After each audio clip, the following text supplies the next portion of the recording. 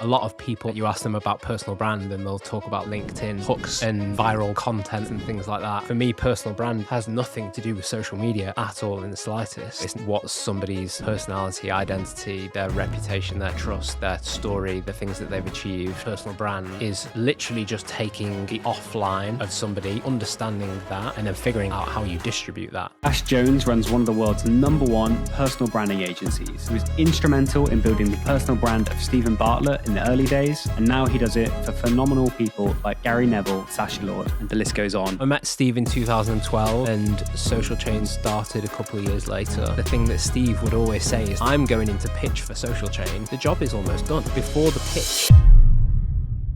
There's a lot of gurus out there who share all these things that people should be doing, commenting on 10 people in your niche and engaging. What are your thoughts on that? People that really break through are the innovators. They might do some of the tactic hacky stuff at times on the way. It's all part of the wider circle, but the fundamental things are always going to be understand yourself and position yourself in a way that's so uniquely you that it can't be copied. I want to build a personal brand. What should I actually be doing? For me, it always starts at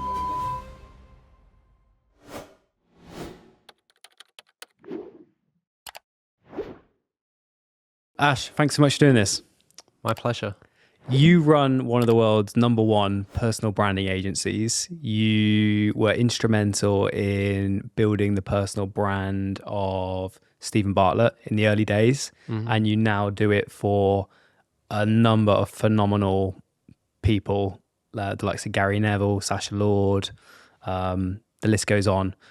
I love to use this podcast as a bit of a masterclass for anyone who hears the term personal branding, recognizes that like it's important and has value, or maybe is like wondering if it does have value, and then like what are the like actual practical steps to building one.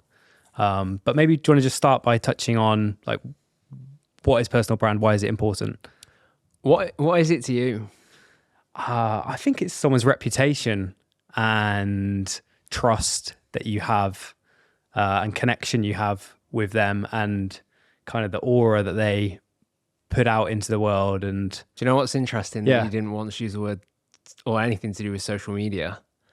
No. And I think there's like personal brand right now is in like people, from my experience of it, they understand it differently. Like we had a meeting yesterday with someone, and a pushback that they had was like, I don't want my content to be like you do the one line space format. And I was like, that's not personal brand.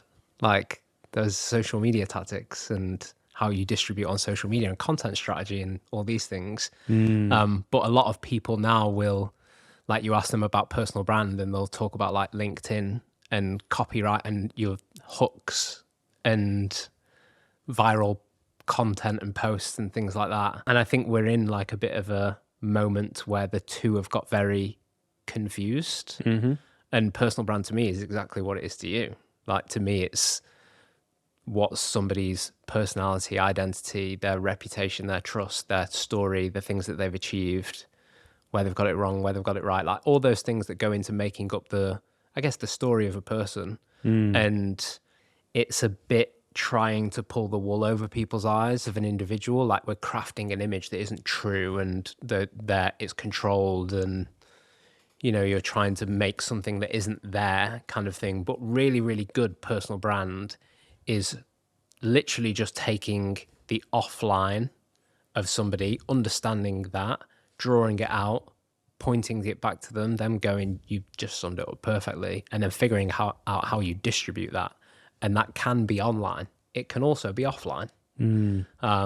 So I think that idea of like it's a conscious and intentional effort, from whether it's the individual or the individual working with a team of people, you're consciously and intentionally trying to understand how to, like, what is it about this person that's interesting, and what are they trying to achieve out of it? Like, why are they even thinking about doing personal brand?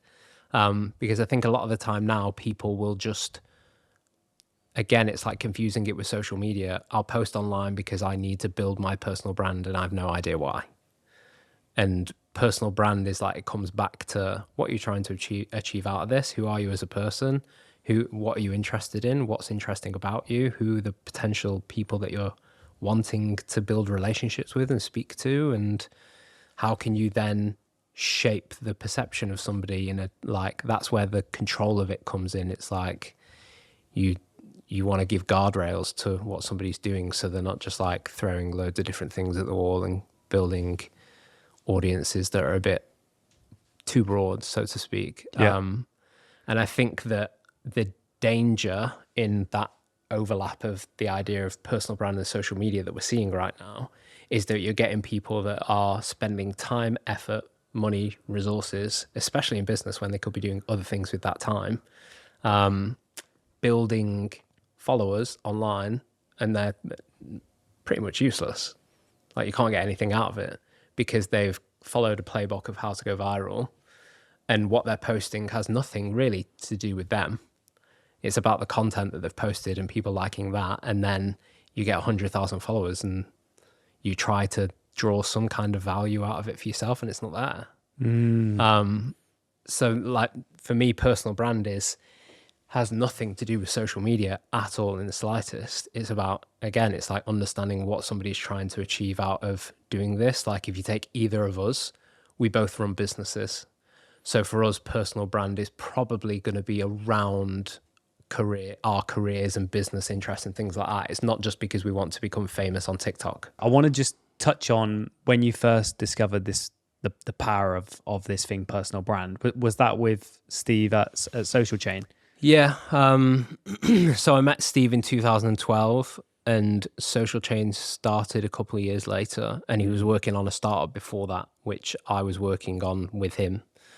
And that's where, like, the founding team of Social Chain, like Dom, who's the co-founder, came in around that time, 2012, 13, a couple of other people. Social Chain started in 2014. And initially, my role was the marketing director. And what that meant was I had one KPI, which was to make Social Chain famous. And how I did that was down to me. And I was like, right, okay, I need to market this agency, like, to the industry, to brands, to, other agencies, just get us known, kind of thing. And I spent a while trying to figure that out, having never done it before. And at the same time as me doing that, Steve was trying to sell to clients and win new business, which were two different things.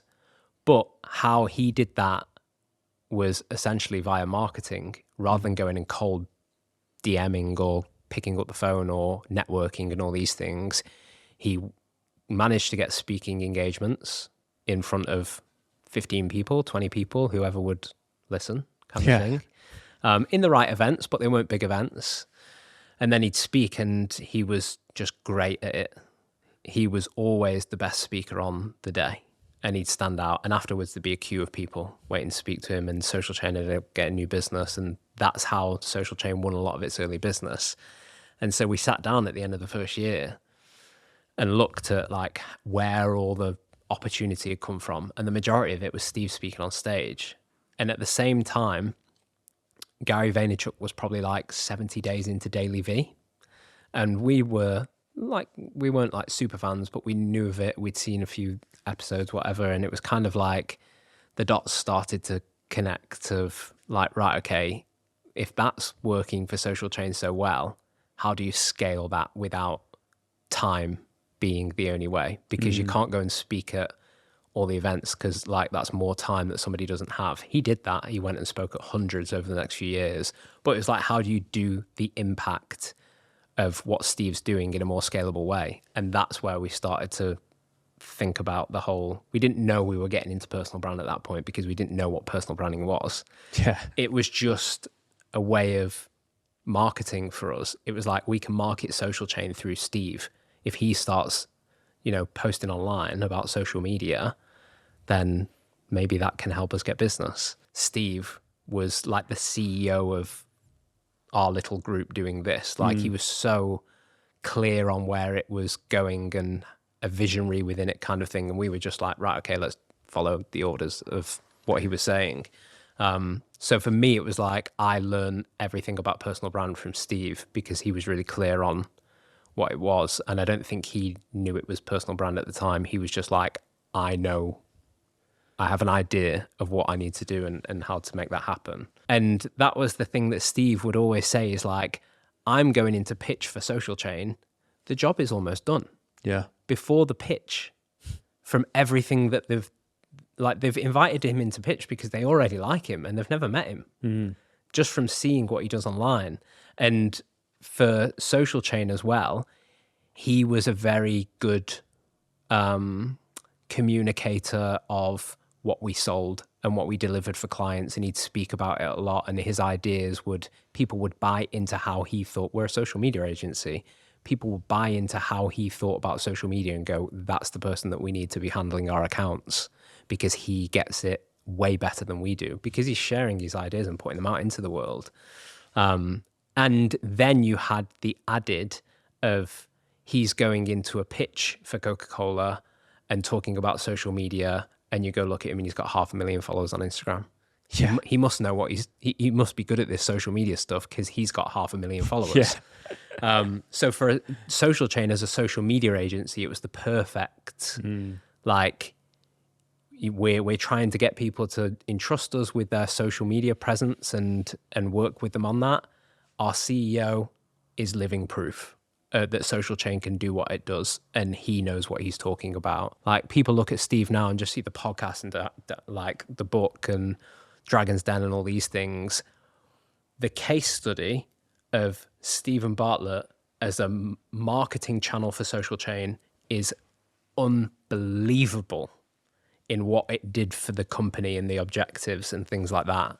Like the revenue that it drove, the amount of hiring that it drove and retention of, like, all these things, all the boxes that you'd want to tick in terms of business objective and business growth were driven quite heavily by that idea of him as a marketing channel for the agency, in a sense. Yeah. How should you then think about, actually, okay, well, I know I want to build a personal brand. Like, what should I actually be doing? Like, should I be thinking about like content buckets? Should I be thinking about my story? Should I be thinking about where do I start? For me, it always starts at like, why are you doing this?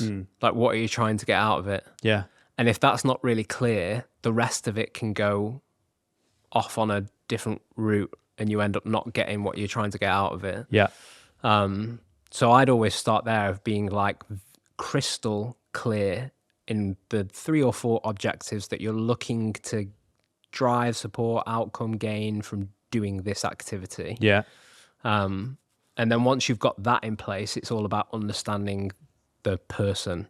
So like, you have your objectives, and then how do I find out who I actually am and articulate that in a way? Like, who am I trying to be in the world? And that's like a bit of a process of, the word authenticity is bandied about a lot. But if you don't understand what you're about and what you would genuinely speak about or care about, when you take it online, it won't match. Like, people will end up speaking about things they should never be speaking about. Yeah. Because they've read that they should be speaking about it somewhere. Yeah. So the objectives first, so you know what you're driving for. And then the next piece for me is always about like the individual. Like, who is this person? Like, really get to know them. Like, we ask a stupid amount of questions to understand who that person is. We're essentially trying to like understand all sides of it, from like career, personal, digging right down into the micro of certain topics and themes within certain areas of the business and things like this. And you just get a real holistic overview of the individual.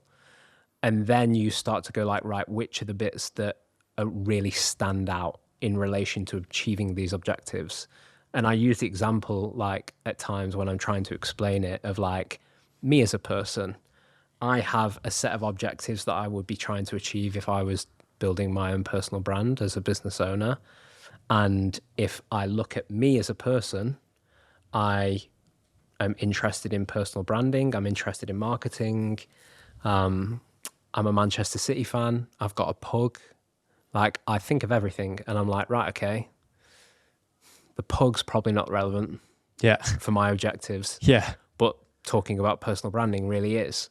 So it's this idea of like almost going through every possible angle with a person and then going, right, which are the bits that are relevant for what we're trying to achieve here? You know, it's not just thing like personal brand marketing, Manchester City, like interest Yeah. or knowledge or skill. It's also like they're funny, Yeah. humor. Yeah. And that's yeah. a personality thing that you can connect to somebody else with. It's identity, like what, you know, you might go, well, I'm autistic, right? Yeah. Okay, maybe is that gonna somewhere in here? How do you resonate with people? I think is the bigger thing that you're looking for, and that's across like interests, values, behaviors, attitude. Like it's all those things. Yeah. And understanding the full extent of that, and then it's a editing game. Like, right, okay, we feel like these are relevant for the objectives, and it feels like they're representative of the individual as well. And you get a bit of a feel for who somebody is and what they're interested about and how they will connect to other people and how they will build relationships and the stories that they've got and how you can connect those stories to somebody else's interests. And then you'd go, right, okay, we've got the person. Who's the audience? And you start thinking about that. How would I think about my audience? So how would you think about your audience? Would you think, okay, they're like entrepreneurs, marketeers, they're in their like 30s, they're on LinkedIn, that kind of thing? Or I think it can be like almost maybe like an audience hierarchy, like the one that's most valuable to achieving your objectives. And maybe not a hierarchy, it's just like audiences that are serving different things. So for example, for either of us, as we're both agency owners, the audience that's going to potentially buy from you, you think is probably the most important one, but it might actually not be.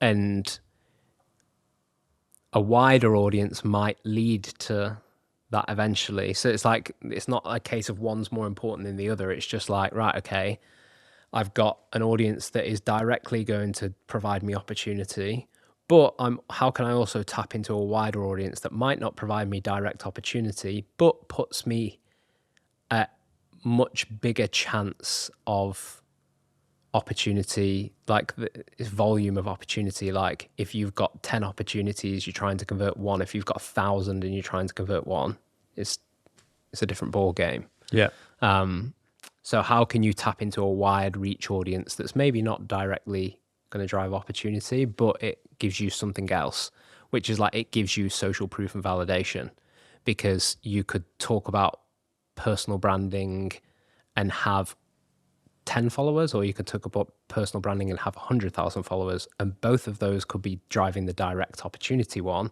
but only one of them is going to drive the social proof and validation element, which is the one that has 100,000 followers. yeah, So it's like, right, okay, the audience for how you get your opportunities might be different from the audience that helps you get your social proof and validation. And it's kind of like you've got these different elements. It's almost like a bit of a mix. You've got different elements that you're trying to foster, which is like, I'm trying to create business opportunity, I'm trying to create relationships, I'm trying to create reputation, trust, I'm trying to create social proof, credibility and validation. yeah, And social proof and credibility and validation, like part of that is follow account. Are you in PR? Are you speaking on stages? Are those events any good? Like all those things in business. So there's a whole myriad of things to think about, and who the audiences are that you need to have to get those things, so to speak. yeah. I think going a bit broader is like I think that's a really important one. I think you can think of people like Alex Hormozy, where he's probably only trying to reach entrepreneurs with companies that are turning over like over 10 million. But to do that and actually, to do that, he could either, build a really niche audience and put out content that's really niche about companies that are doing over 10 million in turnover, but that's actually not going to reach many people at all. So it's better to go broader and just go general entrepreneurship, business. That kind of broadness is just going to reach thousands, hundreds of thousands of people, millions of people, as he has done with his content. And within that, he's just going to reach even more of those, much more likely to actually reach that core audience because it's so broad.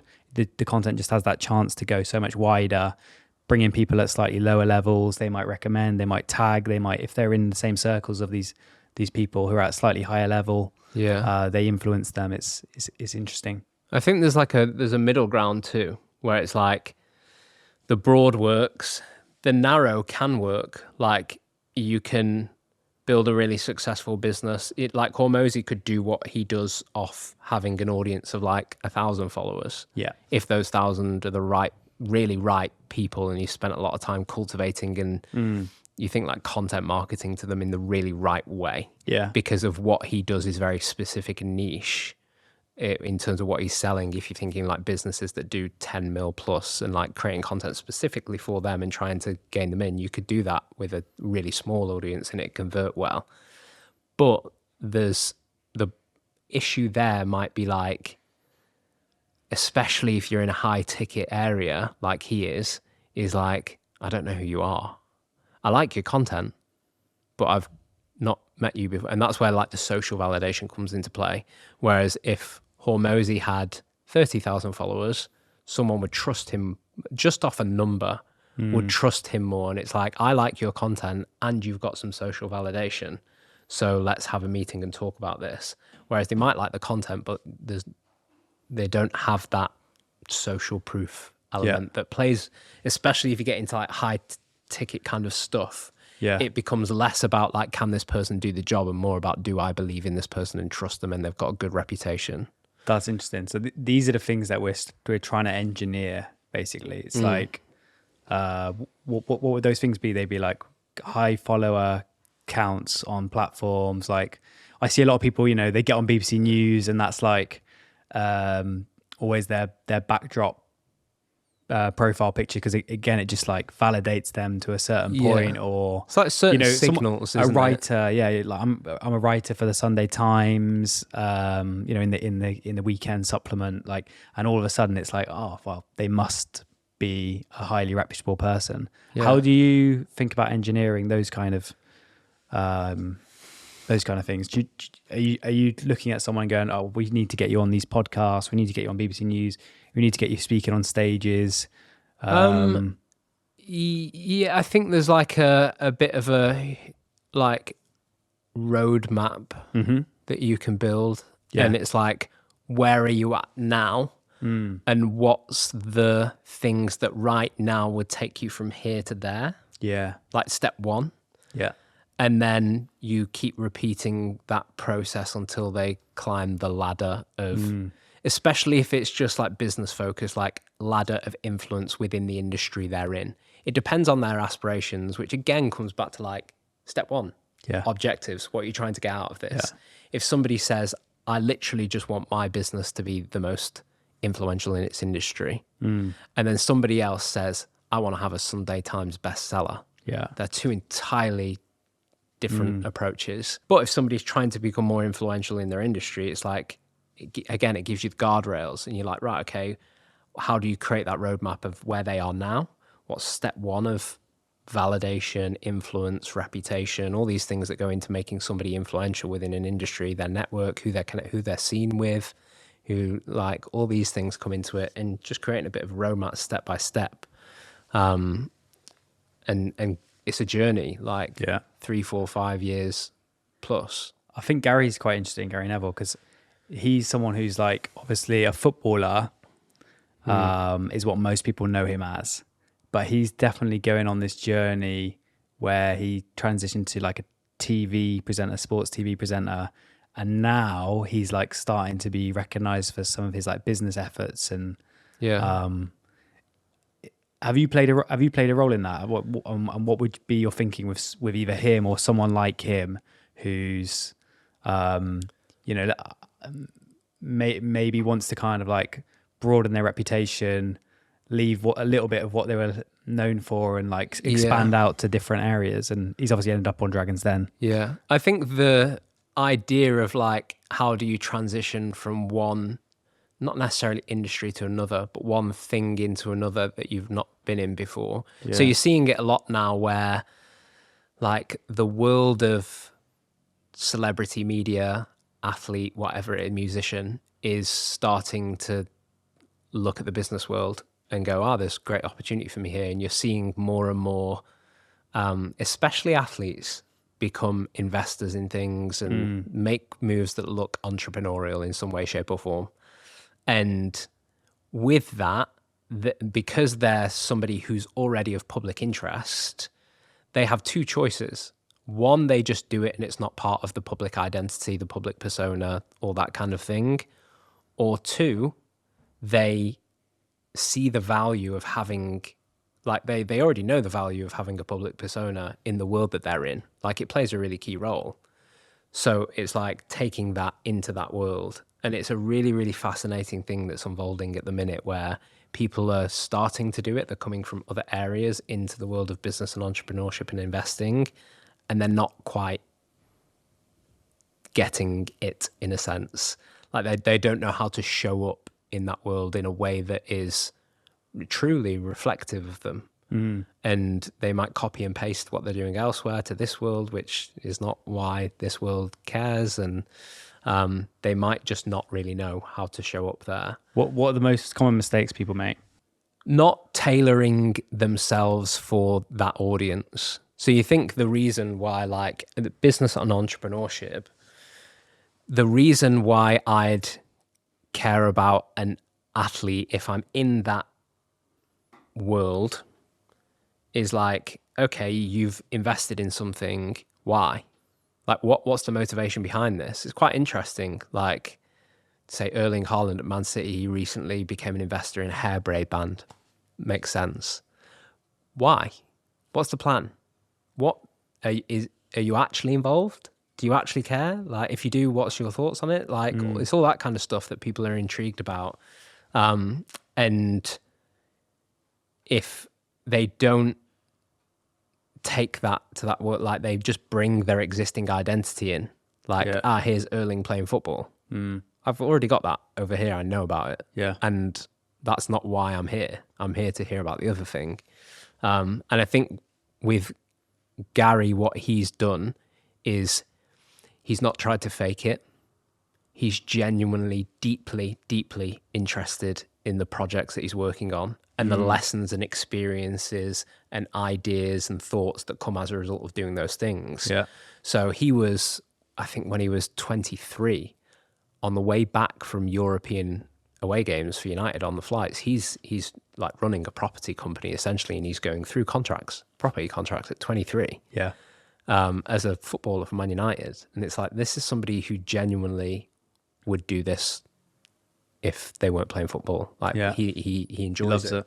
Yeah. And you speak to him and it's so clear, like now he's involved in like property, media, sport, hospitality, like there's a wide range of industries that he's involved in, and he's genuinely involved and he wants to ask the questions, learn, understand, and from doing near enough like I think he may be coming up like over a decade of doing it really, really seriously now. Yeah. He's now got to this place where he's learning so much about how that world operates and how people operate and how teams operate. And, you know, he was speaking recently about like how leadership teams should communicate on emails.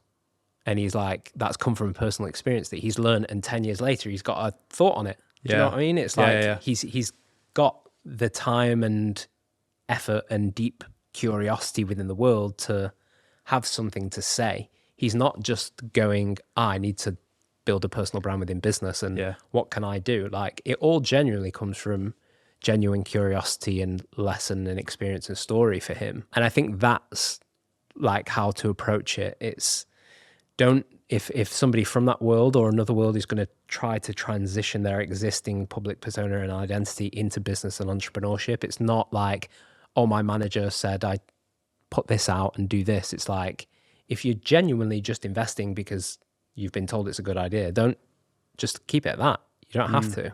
But if you do have a genuine curiosity and you do think you have things to say and stories to share and updates and all this kind of thing and a window that you can give into the world through you, then I think it's a really fascinating thing. Like, I would wager that a lot of people have found like Gary Neville on LinkedIn fascinating. Yeah. Because they would Never see that side of him before. yeah, exactly. And maybe underestimate him, maybe have like preconceived ideas of him. Yeah, and you can tell it's all from it's so reflective of how involved he is. And you see him offline, Yeah. he's exactly the same. Like he's deeply, deeply, deeply in business.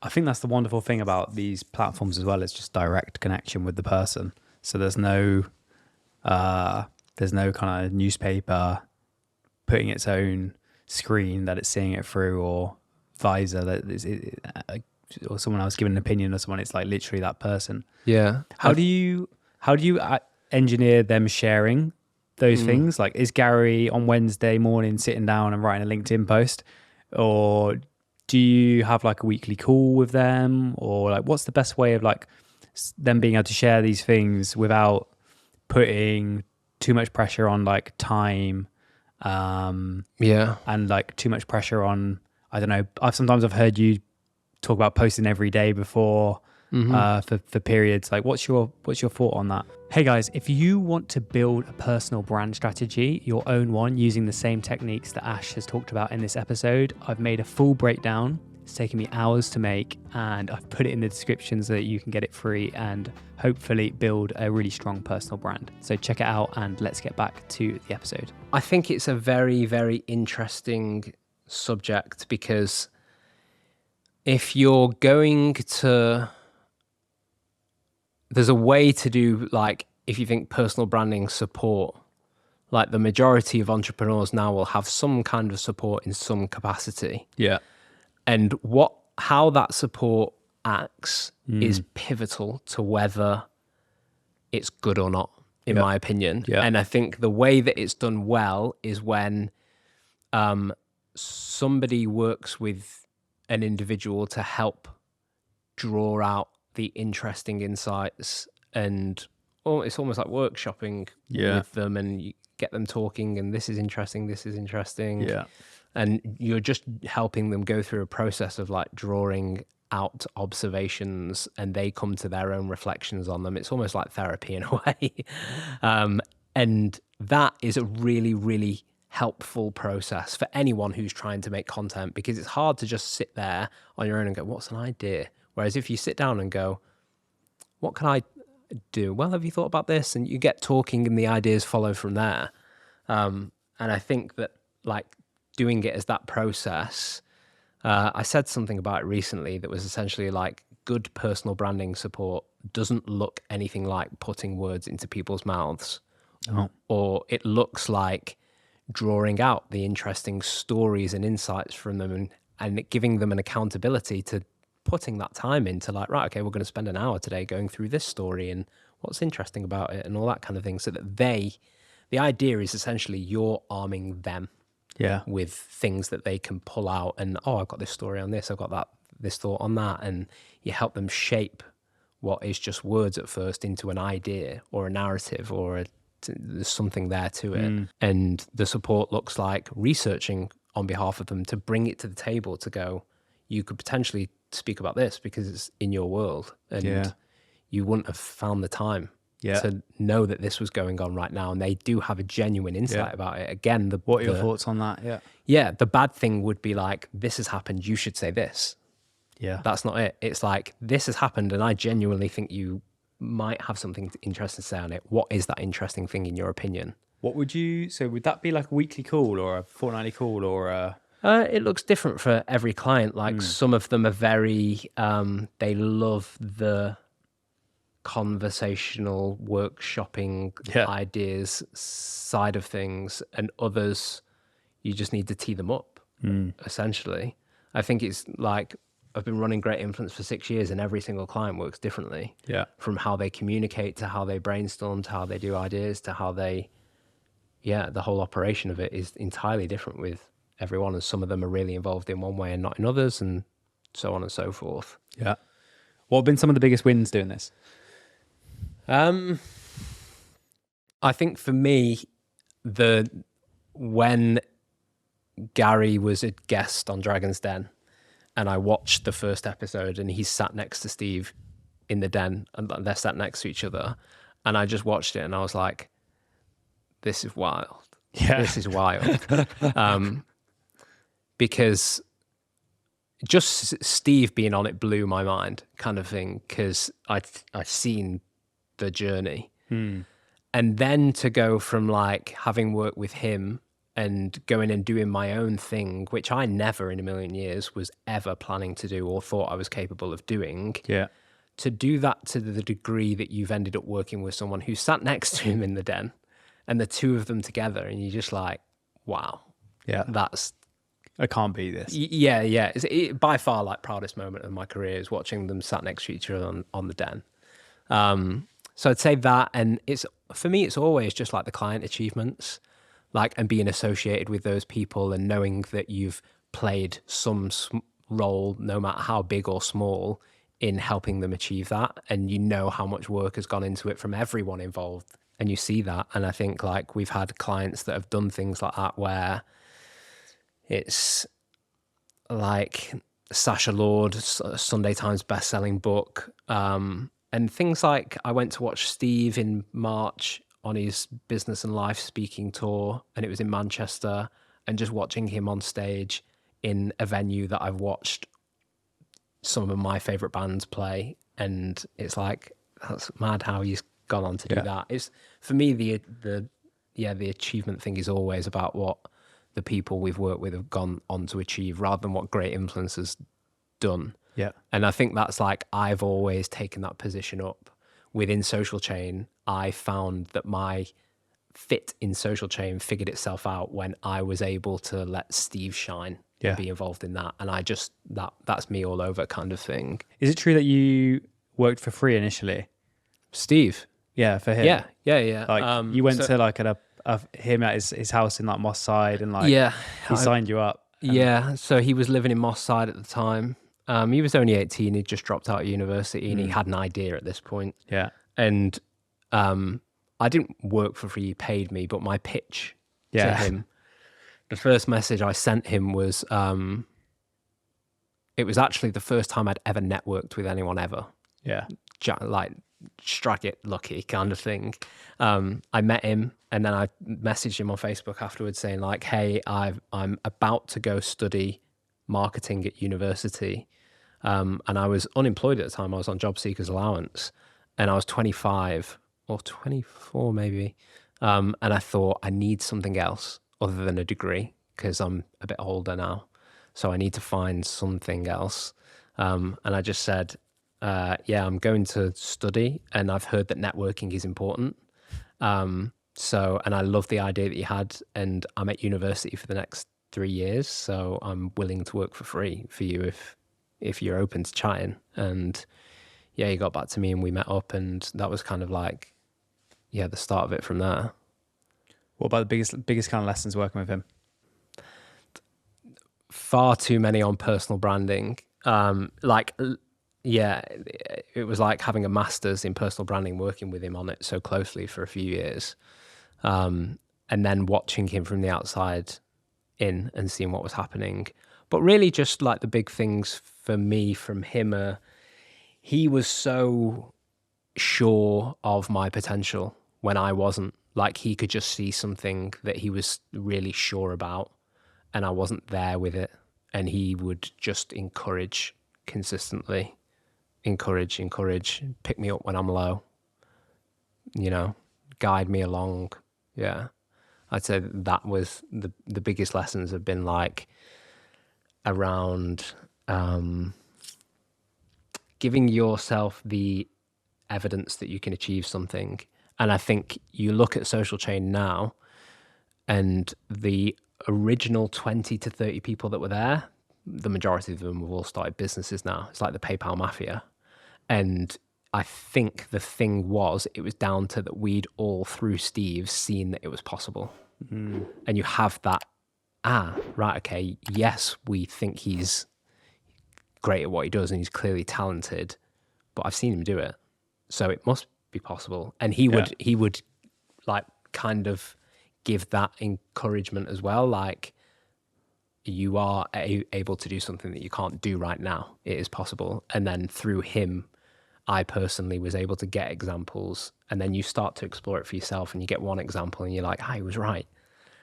You are capable of doing something you weren't capable of doing before. You just need to collect the evidence that you are capable of doing it. So yeah, for me, he's played that role of helping give me the confidence to have the career that I've got now, kind of thing. Yeah. How'd you do that with your team? I just tried to teach them as much as I can. I love the idea of being sat around one table and thinking out loud. And if that helps, perfect, because that's how I learn. I learned from somebody thinking out loud in front of me. And I just tried to do the same thing. And I'm a very big advocate of like square peg, round hole. And if you're in that situation, you shouldn't be. Because at Social Chain, I was a square peg in a round hole when I was the marketing director. And then I was moved into a different role, and all of a sudden it made sense. Okay. And I went from struggling in a role to thriving in a role. So yeah, with my team, I'm very much like, we've had a couple of people that have moved roles recently, and it's like, right, okay, if this bit's not right for you, then maybe this one, don't stay in this one, because you're not going to benefit off that. Like if you're I've been there being a square peg in a round hole, and it's not good for your own personal development. It's not good for your professional development. So yeah, I'd say that, like, I just try to think out loud, and I don't try to tell them what to do. It's more just like, these are my thoughts. Hopefully you come to a conclusion. And then, a big advocate of them being round pegs in round holes, however that looks, whether that's at Great Influence or somewhere else. And what about growing the agency? How did that start? And what have you landed on? It's obviously a phenomenal business. Like, how have you kind of developed it? Do you only work with certain individuals? Do you only work at certain price points? Like, how has that developed? It's been very like, we've had a clear idea of who we're trying to be and how to position ourselves and who we're for. And then it's just been about resolute discipline over that, to the point where, like, I think I looked back in 2002 and 97% of the inbound leads we didn't like work with, like we said no to. Wow. Because we know what we're looking for and who we're for. And that kind of is integral to the positioning of Great Influence. And it's kind of been a bit of like a long game in that. Like, we've foregone a lot of opportunity and revenue and things like this, and you could have grown the team 5 to 10 times the size it is, the client base 5 to 10 times the size it is, but we know what we're trying to do here. And then it's just about like having the, I don't know, like having the confidence in that to turn down things that aren't right for you, that are on the table, which is very hard to do when you're young in business. How do you set the rules for that? Do you say, like, we're only going to work with people who are... Yeah, we have like signals of, a person either they have to fit into one of these brackets. I think just knowing like the business that you're trying to build and really being disciplined in not succumbing to the temptation of growth, and like, we've got a big team, we've got a big office, we're doing millions every year. Like, do you want that? Do you want what comes with it? And I think I was very fortunate to have, again, like, collect evidence of other people doing things that help me shape the decisions I want to make. I was very close to the people within Social Chain and saw that, and I could decide whether I wanted something like that. And other people that I've known in business that have run agencies and built businesses in different models, shapes, sizes, all this kind of thing, and you speak to them and you understand the truth behind them. And then you go, like, I knew from the off that I didn't want to build a big business with a big team with lots of clients. And for the past, I've been doing Great Influence for 6 years now, we've never really worked with more than 15 clients ever. And we've never had a team bigger than 8. And it's perfect, because for what I want, is perfect. It's like you can have that depth of involvement, relationship, like that idea of being part of what a client achieves. You can't do that if you've got 100 clients. It's like you don't even know they'd achieved it. You hear about it 2 months later. Yeah. So yeah, it's just knowing what we wanted to build and not, like you say, succumbing to the temptation of that. What about those people who are like 3 months in or 6 months in or 1 year in, or they've been trying to do it for 5 years and they're like banging their head and they're like, what am I missing? I'm not getting this right. What do you normally say to those types of people? The thing that I find is common in those people is usually one of two things. One is that they haven't been clear in some part of that process. So they've said one thing and meant another, or they've not really challenged or gained clarity over something like their positioning or the core themes that they speak about, like something like that. Or they've not been committed enough, where it's like they go through spurts and it's like 2 months on, off, they tend to fall into that category. So it's like, I'd look at what they're doing first and like, can you reasonably assume that there's some kind of issue with the positioning or what you're trying to achieve right now? So some people might have like 10,000 followers that they've built doing one business, and then they've gone on to a next business, which is an entirely different industry. And then they're like, oh, none of my stuff's working anymore. Of course it's not, because you've not taken people on that journey, and maybe that audience isn't the one that you need for this one, and you're kind of like starting again, even though you've got this base, and you need to separate the two. Do you know what I mean? So it's a bit like auditing a different range of things and trying to problem solve it a little, triage it. There's the word I was looking for.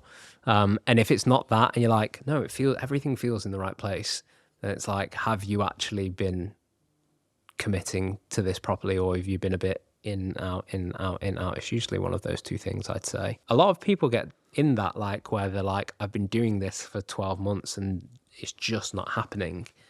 And I think that also there's maybe something about the medium that they're using, or how they're take like a platform like LinkedIn. Are they right to be doing video, or are they best served doing written stuff? Or like, what's the format and the medium that they're going for? Is it right for who they are and how people resonate with them? And what about little tactics and stuff? Like, there's a lot of like gurus out there who, share all these things that people should be doing. I don't know, commenting on 10 people in your niche and engaging and all that kind of thing, replying to comments on other people's posts. Yeah. These kind of little tips and hacks, which are mostly social media focused. What are your thoughts on that? Is there a place for them? Are there some that are good, or generally speaking, are they all a waste of time? I don't think they're a waste of time. I think they can be useful, especially if you think of like, if you're a leader within a business that's trying to do this as a bit of a business strategy, and it may fall under the idea of like business development at times. Stuff like that's super useful. But I just can't think of anyone who really, really broke through that like did that stuff. The reason that they broke through, like people that come to mind, I don't know, like Tim Ferriss, amazing podcaster. Like he was just doing the podcast and getting really good at doing the podcast and understanding how he somebody like him and people that break through tend to spend a lot of time sharpening the sword of how they turn up in the world that positions themselves away from everyone else. Like, that person is clear. They've got their own thing. They've got their own way of doing it. They come across in a certain way. Like, they're the innovator. And then you get the imitators of that. And I'd say the people that really break through are the innovators. And they're not, they might do some of the tactic hacky stuff at times on the way, but it's never in a million years going to be that stuff that actually, like, if you think of Steve and Diary of a CEO is so the product of being innovative in vision within podcasting and putting in the hours and hours and hours and hours and hours to get there. They might have done things, like thought about, how can we encourage people to comment more and things, all the things that you might do. But fundamentally, that's not going to make it one of the biggest podcasts in the world. It's part of that small marginal gains that you talk about that helps drive, but it's the how can I authentically communicate to the world in a way that is so clearly me and nobody else can be me? And then how do I do that in an innovative way that somebody hasn't done before? Which is like, if you think Chicken Shop Date, like Amelia de Moldenberg is so Amelia, like she's got such a clear, she's so unique. And then she's managed to couple that with a format that hadn't been presented in that way before. She was able to bring it and stand it out in a certain way. So I think the tacticky stuff and hacky stuff, it helps. It's all part of like the wider circle, but the fundamental things are always going to be that, like, understand yourself and how to position yourself in a way that's so uniquely you that it can't be copied. And then how can you do that in an innovative way that people might not have seen before that stands you out from the crowd? Yeah. Are there any kind of like one thing that just comes to mind there when you say that is sometimes I see people like picking an enemy. So I don't know, Jake Paul kind of called out Dana White for like not paying UFC athletes properly, and like he's like advocating for his own kind of version of that sport. And I don't know, you see some, maybe a health expert, and they take a position against ultra processed foods. Or are there kind of like tactics like that you also think about, like ways to kind of help give people opinions or elevate things that they already think? Like that there is one of them. Like, what can you be a champion of or an advocate for? And I think with that, like, advocating for something, if you're in business, the really important thing to do is not do it against people. Do it against something that's not a person. Because you just don't know when a door might need to be opened by somebody. And it's like within the personal branding thing I've learned over many years is like, where possible, don't try to attack people from people, because you just don't know. It's not, the juice is not worth the squeeze kind of thing. What they're doing, you might be able to, like, there's a war against that and you can stand against that, but not the person. Is, again, it's like a big part of personal branding in business and entrepreneurship is the idea of stakeholder management. You're not an 18-year-old in their bedroom with nothing to lose who can go on Instagram and rile things up and go viral. You've got stakeholders that look like investors, team members, people in your industry, peers. Like, there's so many people that see what you do and can be affected by what you do, that it's really, you've got to consider those things.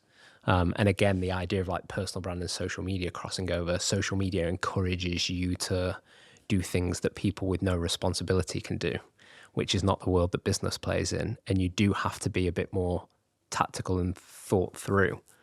Because you've got to think that what you say holds some kind of weight in a sense. So it's a lot more considered, but there is things, tactics like that you can do to kind of like, right, okay, what's something that you stand against? What's something you stand for? What are you trying to be a champion of, advocate of? Like, all these things for me, it comes into that piece around positioning and narratives, like narratives, picking out within an industry like marketing, for example, like, right, what's a very clear narrative that this person can have? And it's almost like a bit of a trend prediction kind of thing. Like, I believe I have this position on this thing that's very clear, and I can own that and talk about it repeatedly. And when something happens, I can refer to it through the lens of my narrative. And I think that's like one of those things you say about little tactics that you can use to stand people out. And I think when it comes to the idea of thought leadership and especially public speaking, those things become really important, because it's, if somebody's going to get a speaking gig, it's because they've got interesting opinions and they're willing to like spend the time to carve them out to make them different from what other people are saying. And especially in industries where people speak a lot about the same things, like marketing, for example, it's very common for people online to be posting the same kind of thing without really clearly defining as standing out. So the tactics piece there comes into like you doing a bit of work to understand, like, right, okay, how can you just clearly clarify something that puts you in a bit of a different light? Or the best comments that I find when it comes to thought leadership is I'd never thought of it in this way before. Yeah. That's when you know you've got great thought leadership. Yes, you see, I think predictions is interesting as well, and like you always see Scott Galloway does a good job of that. Like he'll get a load of data and then having a strong opinion on like the direction of a certain trend is going. Or Gary Vee, again, he always has one like, I don't know, audio is the next big thing. Alexa is going to be in every household in the US, and so like if you're not thinking about audio for marketing like that, then you're mad. And he always has another one would be like, oh, TikTok's massively undervalued, and like that's directionally where content is going for the next 5 years. Every time you like watch one of his videos, he's normally got one narrative that he's trying to like perpetuating. That when you hear it, you're like, oh, that actually makes a lot of sense. That sounds really interesting. I never thought about it like that before. Yeah. Do you follow Harry Dry? Yeah, I love Harry. Yeah. So like his newsletter is filled with these like tactics of how copywriting is done, and like you can apply the same thing with like personal brand, because it's fundamentally it's like positioning something in a certain way to stand out against other things. It's like I get a lot from Harry's newsletter on like, that's an interesting concept of how you can like contrast in copywriting, and it's like, right, okay, how can you take that and apply it into personal brand? How can somebody create contrast as a personal brand? And so it's all the same stuff. Yeah, a lot of it is the packaging. Yeah, exactly. Who do you really like what they're doing, or do you find it exciting? I really like George Heaton of Represent. I'm head to toe in Represent, but just how he's cultivated, like the co-founder in his instance, the co-founder of a brand has become the embodiment of the lifestyle. He is like the perfect brand ambassador for the business, and he's cultivated like it from being something that you wear to something that says something about who you are. And I think he's been the embodiment of that. Like he's a very aspirational figure, and he's managed to figure out how to broadcast that to people in a way that makes you feel like if you want to live your life in the way that George Heaton lives his, which is very clearly defined, wear Represent kind of thing. And I think that is, there's a case study or a YouTube video that's like half an hour long that's waiting to be done on how George Heaton has, from a brand perspective, really helped to build Represent and what it means from like a lifestyle thing to the consumer, and identity and value piece to the consumer. So I'd say that. And then the other one would be the CEO of Marks and Spencer's. Really? Is on LinkedIn. That's left field. He's called Stuart. Okay. I've not spoke to him, but I'm a big fan of what he's doing, because for me, he's ahead of a curve. He's been posting for quite a while. Like he really understands this idea of like aligned personal brand. So when I say aligned personal brand, it's like aligning it with what the business needs. So it's not about Stuart, like, no, but he's being a channel for the brand in a really clever way, and he's been doing it for a degree of time, and I think he's ahead of a curve that a lot of people are really starting to get onto now, that's just going to explode over the next 5 years, which is like, how can, you're seeing it with people like Dana Strong is the group CEO of Sky, and she gets it as well, and Sky are actually now putting paid behind her LinkedIn content, which is another level of how a brand leverages the founder to achieve certain things. Like she's now a performance marketing channel for Sky, her personal brand. Businesses are going to start getting this soon in a big, big way. And it's people like him that have done it at the forefront, way ahead of everyone else.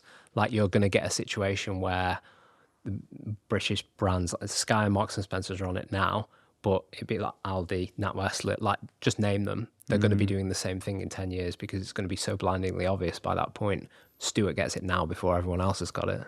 And I think that, I'd say George Heaton for that idea of a brand leveraging somebody within the company to be the embodiment of the lifestyles of the consumer, and then Stuart for somebody who's a brand clearly understands how to leverage personal brand and what's happening right now and 10 steps ahead of where it's going. With that and with those other ones, like, how much should you share? As much as you're comfortable with. I think it's good to push yourself out of your comfort zone every now and then. Because that usually looks like becoming a bit more vulnerable, however that looks. And vulnerability isn't about like saying the problems that you've got in your life. Yeah. It's not being the open book and doing it for the sake of like, it'll perform well on social. Yeah.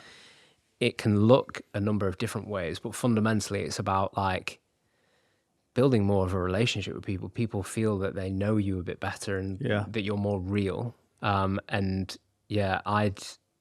think it's important to know what you do online and what you're like, it's just not right for me and it wouldn't feel right for me. I think the person themselves has to be comfortable with what they're putting out there. But I think that if somebody around them should always be challenging them to just slightly out your comfort zone and see how you feel about it. And if you don't like it, but you might actually turn out to like it. And I've seen a lot of people go on that journey of 3 to 5 years of just dipping their toes in the water of some kind of uncomfortableness in what they say online. And actually they like being there. Yeah. And there's a whole thing about like personal brand is a commitment to personal development, which I find fascinating. Yeah. And like Steve would be the biggest advocate for this. Like he's said it before about like him committing to doing a podcast has been one of the greatest personal development journeys that he's ever been on, regardless of doing a podcast in the business and all these things, how it's helped him develop as a person. And I think personal brand can be one of those things. Like if you're somebody who cares about your own genuine personal development and you're investing in it, go build your personal brand because it'll help it tenfold. I've loved this. Let's do some quick fire questions. Top 3 books. Rocket Fuel for business, Attached for personal, and Unmasking Autism are the 3 books that I've taken a lot from them, kind of thing. Top 3 creators. Gary Neville, Steven Bartlett, Sacha Lord. No, who Can't do be clients. Yeah. Who am I? I watch Peter Crouch podcast a lot. I watch football stuff a lot. Yeah. Top So podcast. I'd say in that I'm obviously Gary does stick to football. I watch that religiously. That's genius as well. Yeah, and I watch comedy stuff. Like I've been watching a lot of Theo Von at the minute and Bert Kreischer and those kind of guys. I'd say that's my kind of thing. What are you optimizing for? Well-being in here, which physical comes into that for sure. I do a lot of running. Yeah. That's cool. What's something you wish you could tell your younger self? It's about to get wild. Yeah, you have no idea what you're in for. In a good way, in the best way possible. Kindest thing someone's ever done for you? When I apologize if he doesn't want me to say this, but it genuinely was. When I first met Steve and neither of us had a penny to our name, he paid for the bus for me when I knew he couldn't afford it. That's crazy. So yeah, we were getting the bus somewhere and I didn't have any money and he was like, it's cool, I'll get it. And I knew he couldn't afford it. So We've come a long way. Best advice you've ever received? So Gary Neville, when he went through a bit of a rough patch at United in his personal life, he spoke about it a few times. He said he spoke to a psychologist there and the psychologist gave him this really good framing of, did you think that every day was going to be a good day? Did you not think you were going to, like in business, did you not think you were going to lose a client one day? Yeah. And it's just... It's a good frame, yeah. Yeah, it's been really, really, really valuable. What's next for you? I'm about to enter a new phase of my personal life, which I have no idea where it's a new phase. I'm at the start of a new, I don't know, maybe 5-year stretch or something like that. I'm entering the unknown kind of thing personally, which is always interesting. Like life is going to change. And I'm looking forward to what that brings.